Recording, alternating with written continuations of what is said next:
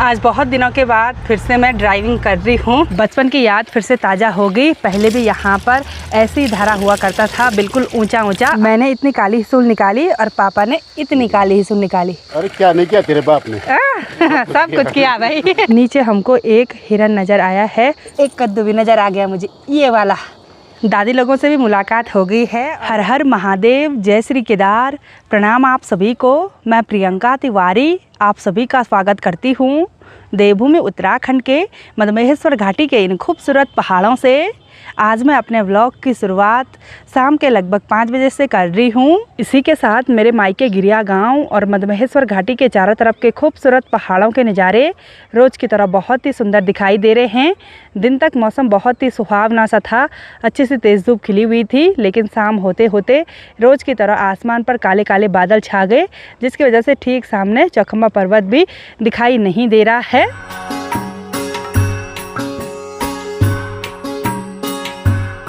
आज हमारे मायके वाले घर में बहुत ही रौनक भरा माहौल हो रखा है। ऊपर होम स्टे में गेस्ट हैं और साथ ही हमारे घर के आंगन में पड़ोस के भाई जी और दीदी लोग आ रखे हैं मिलने के लिए।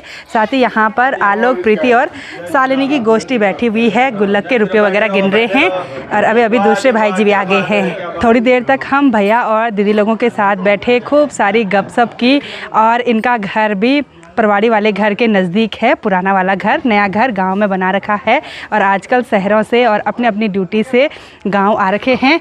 और अब शाम के टाइम पर मेरी पापा और हस्बैंड जी की तैयारी हो गई है यहाँ गिरिया वाले घर से परवाड़ी वाले घर में जाने की। इनको परवाड़ी वाले घर की याद आ रही है। और साथ ही पापा की ड्यूटी शाम के टाइम पर गाय की देखभाल करने की। पापा सुबह के टाइम तो माने घास काट दिया होगा। शाम की मेरी ड्यूटी। अच्छा, गौ माता की सेवा। सेवा, ठीक है भैया जी, दीदी जी मिलते हैं आपको, ठीक है, थोड़ी देर में। ठीक है, बैठे रहिए आप आराम से। जैसे हम यहाँ से नीचे जाते हैं तो हमको मिलते हैं छोटे छोटे बच्चे, ये मुझे बुआ बोलते हैं और सब हमारे व्लॉग देखते हैं। खुश रहो खुश रहो। अतिया ड्यूटी है बाखरू चराने जी। ओहो, ये देखो बकरी चराने की ड्यूटी है, बोला भेड़ चराने की ड्यूटी। अयो कुछ ए एक ही रखा हुआ है, ठीक है, वेरी गुड। और सोना क्या हो रहा तब? छुट्टी पड़ रखी है आजकल। नहीं चिल्ला रही तेरी मम्मी? क्यों नहीं चिल्ला रही? चिल्ला रही है आज तो आज आई। अच्छा, मतलब नानी के घर गई थी? नहीं, बुआ के यहाँ। अच्छा, ये कौन है? मेरी दोस्त है। अच्छा, खुश रहो। और बढ़िया है ना? आप कैसे हो? मैं ठीक हूँ यार। वीडियो भी देखते हो क्या आजकल? हमेशा। आप नहीं गए थे नानी के घर? नहीं गए थे? नानी क्या नहीं गई थी, बुआ के यहाँ। अच्छा ठीक है। अंकल है वीडियो मैं नहीं देखा था कभी। अच्छा, ये आलोक के वीडियोस देखते हैं, बोला सबसे ज्यादा आपकी वीडियो देखता है। अच्छा, ऊपर वाला मेरी वीडियो देखता है। आपकी वीडियो देखता है। अच्छा ठीक है, बाय बाय, मिलते हैं, ठीक है। हाँ बाय सोना। बाय।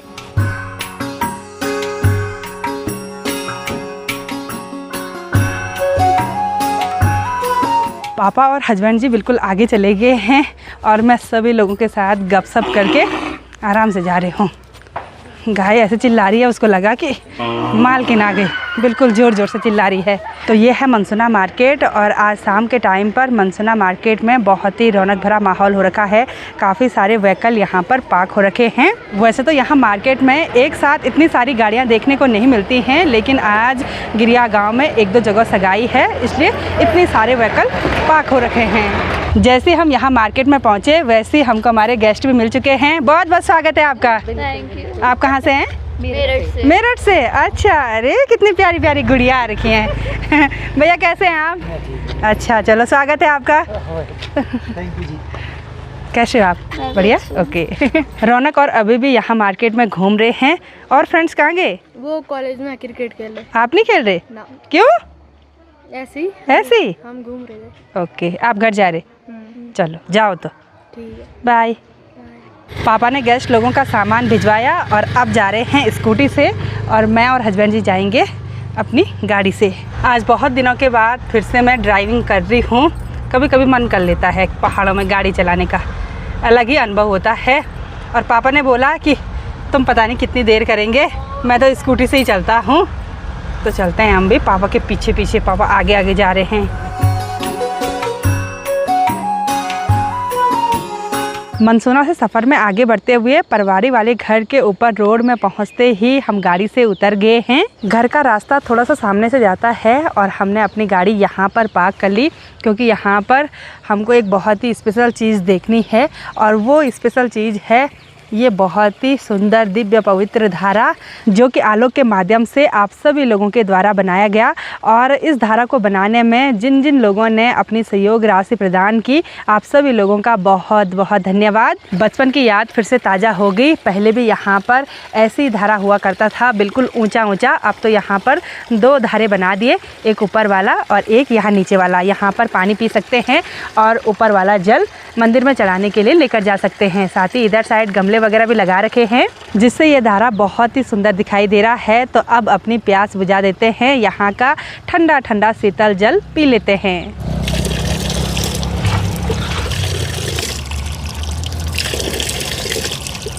ये मधवेश्वर धाम की ओर जाने वाला रास्ता है। तो इस रास्ते पर भी हमको टूरिस्ट व्हीकल बहुत ज़्यादा संख्या में देखने को मिल रहे हैं। इस बार यहाँ भी पर्यटक बहुत सारे आ रहे हैं ना, बहुत सारे श्रद्धालु जा रहे हैं श्री मधवेश्वर धाम के दर्शन करने के लिए। और साथ ही सनसेट भी हो चुका है। सनसेट की लालिमा पूरे आसमान पर फैली हुई है। बादल बिल्कुल गोल्डन कलर के हो रखे हैं। तो आप भी पी लो पानी, आप हैं, आप भी पी लो। एक बार पी लिया, अच्छा। और यहाँ पर गमलों के साथ साथ ये वाला जो पत्थर है ना, ये बहुत ही सुंदर लग रहा है। ये बिल्कुल स्पेशल तरीके से बनाया गया है।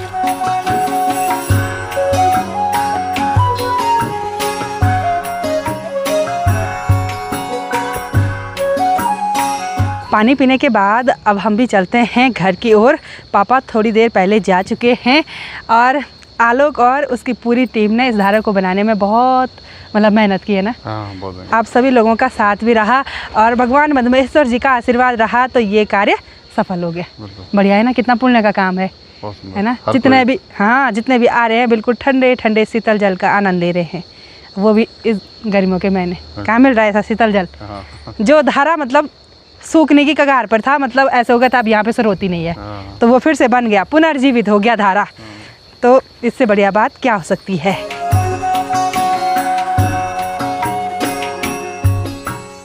मुझे लगा पापा सीधे गौशाला चले गए हैं, लेकिन पापा यहाँ पर तराई कर रहे हैं, सिंचाई हो रही है पौधों की। यहाँ क्या बोया है नीचे? कुछ नहीं बोया हुआ है, सिर्फ इन माल्टे के पेड़ों को पानी दे रहे हैं, बोला शाम के टाइम। अच्छा, फूल तो नहीं है आपके? फेवरेट फूल है गुलाब के। और इधर साइड भी खूब सारे फूल हैं। और बहुत दिनों के बाद इस वाले घर पर आओ तो अलग सा ही आनंद महसूस होता है, बिल्कुल सुकून होता है महसूस। और साथ ही ये रेवली के फूल भी खिल चुके हैं। इस घर में इतनी शांति है कि अपनी आवाज़ बिल्कुल बहुत ज़्यादा गूंजती है। वैसे जो हमारा नया वाला घर है वो भी बिल्कुल थोड़ा अकेली जगह पर है, बीच गांव में नहीं है, लेकिन फिर भी इधर उधर तो हैं परिवार वहाँ पर, लेकिन यहाँ पर सिर्फ 2 परिवार, एक हमारा घर है और एक नीचे दादी लोगों का घर है।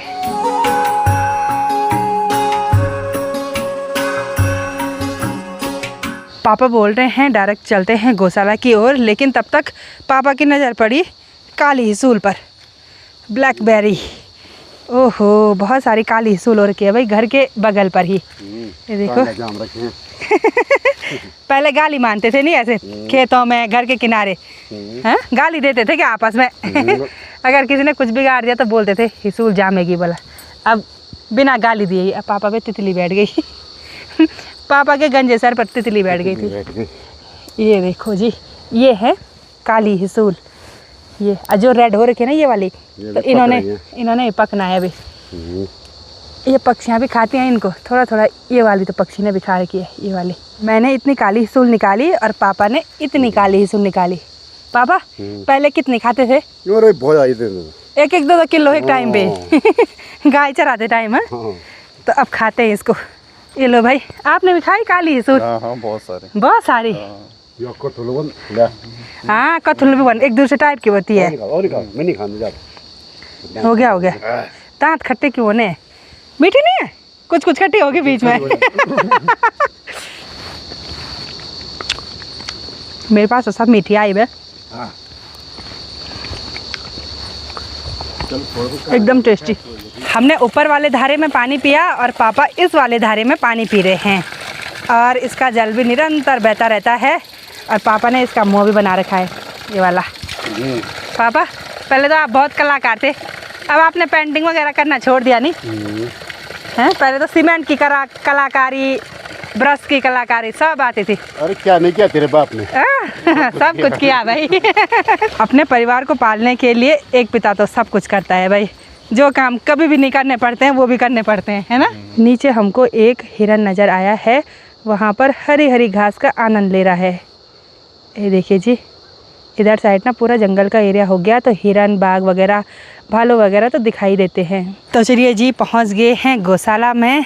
और गाय तो अंदर बांधी हुई है, आजकल ज़्यादातर गाय अंदर ही रहती है। और ऊपर साइड की गौशाला है चाची लोगों की। और पापा अब माँ को फ़ोन कर रहे हैं कौन सी घास डालनी है, बोला क्योंकि घास यहाँ पे ढका के रखी हुई है। कुछ सूखी घास डालते हैं और कुछ हरी हरी घास डालते हैं। ये वाली देखिए बिल्कुल हरी हरी घास है।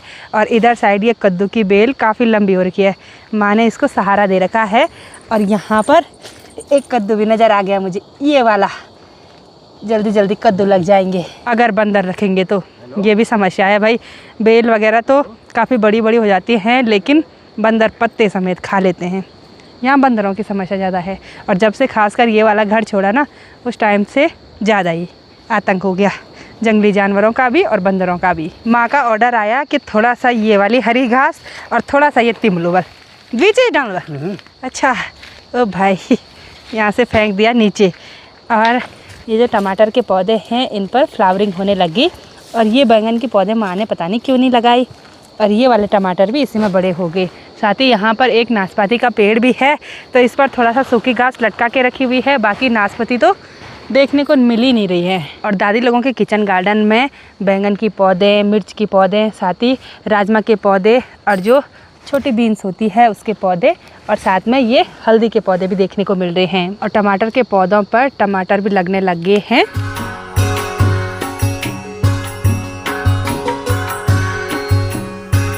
गाय तो हमको पहचानती भी नहीं है और अपने पास आने भी नहीं देती। और ख़ासकर जब उसका बच्चा हुआ रहता है ना, तब तो वो ख़तरनाक डेंजर हो जाती है। नीचे की साइड उसका बच्चा है, तो उसके पास भी जाने नहीं दिया उसने।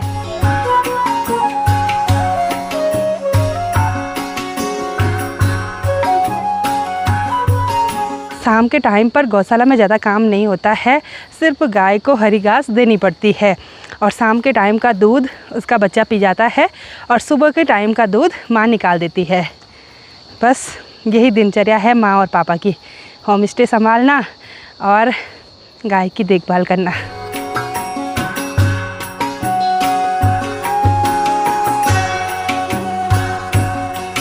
दादी लोगों से भी मुलाकात हो गई है और यहाँ पर बुआ की लड़की लवली भी आ रखी है। कैसे हो?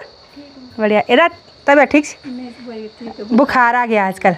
और चाची लोग मायके जा रखे? अच्छा, आजकल गांव में सभी लोगों को ऐसे ही हो रहा है, जुकाम बुखार, क्योंकि मौसम बदल रहा है ना। और मैं दादी के पास बोल भी रही थी कि मैं तो 4 दिनों के बाद उठी भाई, इतना भयंकर बुखार हो रखा था। दादी लोगों को भी ऐसे ही हो रखा है। दवाई खाओ, अब पानी ज़्यादा पीना, दवाई दे पानी पीने लगी तो अब कुल थड़काई हो पानी, क्योंकि दवाई होती है हाई पावर की और फिर उतना पानी पी नहीं पाते हैं। ठीक है लवली, बाय दादी, बाय, फिर मिलेंगे, ठीक है। तो चलिए जी, अब चलते हैं इस वाले घर से ऊपर गांव वाले घर पर। बाहर पूरी तरह से अंधेरा होने के बाद झमाझम बारिश शुरू हो गई और यात्रियों को खाना खिलाने के बाद हम सभी घर वाले डिनर करने लग गए हैं। और आज के टेस्टी डिनर में है झंगोरे की खीर, उसके साथ बीन्स आलू की सब्जी, घर की मिक्स दाल, साथ में चटनी है और साथ में राली रोटी है, आटे की भी रोटी है। कैसा हो रहा? मस्त, बढ़िया। और मेरे बेटे को पसंद आ गई है झंगोरे की खीर, तो इतने बड़े बाउल पर खा रहा है। खाओ खाओ, अच्छा हो रहा? कितना अच्छा? बहुत अच्छा। हम सभी घर वालों का डिनर भी हो गया और थोड़ी देर तक हम सभी बैठे रहे, खूब सारी गपशप की। और बाहर तो लगातार बारिश जारी है। तो चलिए जी, इस व्लॉग को इतना ही रखते हैं। मिलते हैं आप सभी लोगों को अपने नेक्स्ट व्लॉग में। तब तक के लिए जय देवभूमि उत्तराखंड।